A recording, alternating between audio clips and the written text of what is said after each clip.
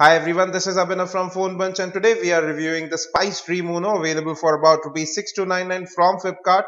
It comes with a 4.5-inch WVGA IPS display powered by 1.3 GHz quad-core MediaTek processor with 1 GB of RAM. This is an Android One smartphone running KitKat 4.4.4. On the left there is nothing, but you can see the rounded sides of the phone and there is a little bit of creaking in this back cover as well. At the top you have the 3.5mm audio jack. On the right you have the power lock and unlock button as well as the volume rocker. Both are very sturdy and this time around they are part of the phone itself, not the back cover, which is opposite in the Micromax Canvas A1. But apart from that, both these phones look similar. They have almost similar look and feel as well. Now moving to the back, you have 5-megapixel autofocus camera with a bright LED flash, Spice branding and the speakerphone right there as well. At the bottom you have the primary microphone, micro USB data syncing and charging port as well as a space to open the back cover. So let's open that. We'll see what are the arrangement of the SIM card slots. In fact, the back cover is a bit flimsy, but it has a matte finish which does make the phone easier to grip. On the insides you will be able to see two micro SIM card slots, a micro SD card slot capable of taking 32 gigs of storage and a 1700 mAh battery.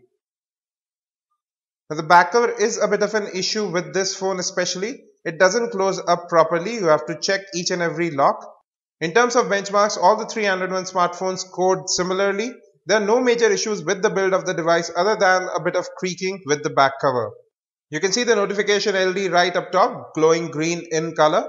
You also have a round earpiece, a 2-megapixel front camera with the proximity and light sensors up there as well, 4.5-inch WVGA IPS display, and this time around you have on-screen buttons. But even then the bezels at the top and bottom are quite large. Speaking about the display itself, it's quite a good display. I haven't noticed any distortion, brightness and colors, so wide viewing angles. Moreover, it has natural color reproduction. It might seem a bit undersaturated, but I would prefer this over the color reproduction of Samsung devices, which are almost always oversaturated.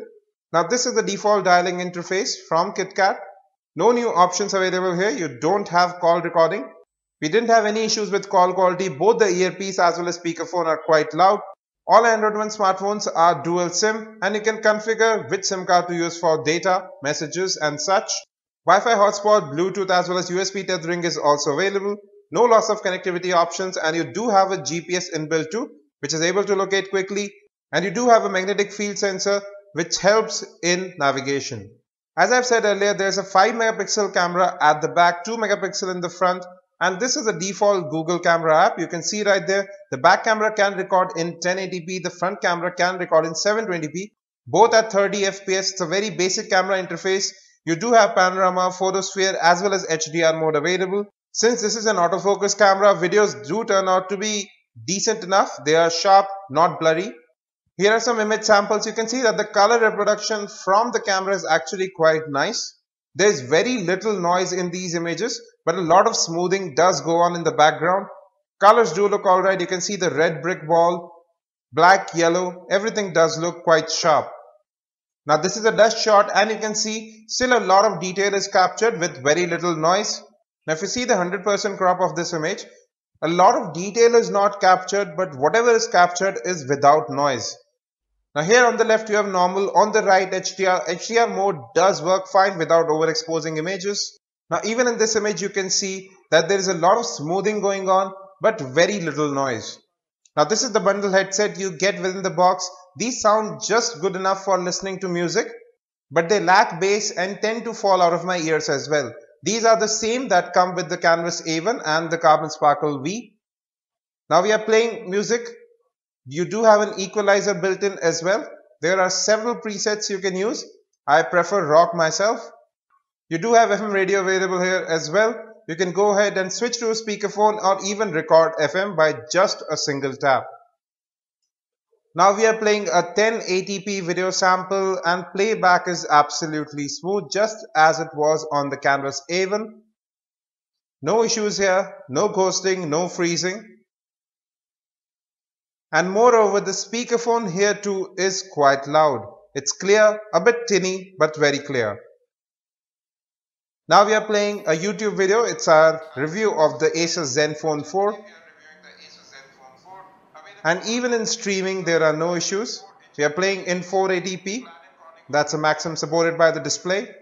Coming to software, the Spice Dream Uno runs a stock build of Android 4.4.4 KitKat. This is the default Google Now launcher, and this phone will be updated to Android 5.0 Lollipop. Here are all the default widgets. You can go ahead and add these. Google Now is always on the left. Here's your app drawer. We have installed most of the apps, and very few apps actually came pre-installed. Basic Google apps, no bloatware whatsoever. Going into About, you can see it's running Android 4.4.4 right out of the box. Coming to storage, you have about 2.3 GB available out of that 4 GB ROM. You can add up to a 32 GB SD card. USB OTG is not supported, but app and app data can be movable to the external storage. You have in general about 300 to 450 MB of RAM, even when you are running heavy apps. Now, Android KitKat has been really optimized to run on these devices, and you will be able to get more than 1 day of usage with medium use. But if you are a heavy user with several email as well as social accounts synced in, you would have to charge the phone overnight. You do have Face Unlock, pattern pin and password available in security. Android Device Manager is also available to locate your phone in case it gets lost or even ring it. Now, the recent update to Google Now lets you invoke it from anywhere, from within any app, even on the lock screen. So you can just go ahead and say, "Okay Google, what's the weather like?" And there you have the answer. Now, this is the default Google keyboard. It comes with gesture functionality, very easy to type on. We have preloaded phonebunch.com, and you can see how smooth scrolling is. Even on our full website, there is no issue with scrolling. Text and images render quickly. Pinch to zoom is smooth as well, as is general touch response from this display. Even in terms of general use, you won't notice any lag with this launcher, or even while accessing settings or any other portion of this OS. Apps open up quickly as well. Even in terms of gaming, we didn't find any lag in all the high-end games that we tried. There was a little bit of frame drop in some, but that was just about it. The phone doesn't get hot while playing games and has excellent RAM management, so you have a lot of free RAM, especially when you are playing high-end games. In terms of build quality, the Spice Dream Uno does have a little bit of an issue with the back cover. Now, it can be just our review in it. It has decent camera, excellent performance, a good display, and a great price of Rs 6299. Moreover, being an Android One smartphone, you will get updates including the major Android Lollipop update. We'll be back with more. Don't forget to subscribe, like and share. Any questions, hit us in the comment section. You can watch the gaming review of the Dream Uno from right here, as well as the full review of the Micromax Canvas A1. Thanks for watching, and as always, have a great day.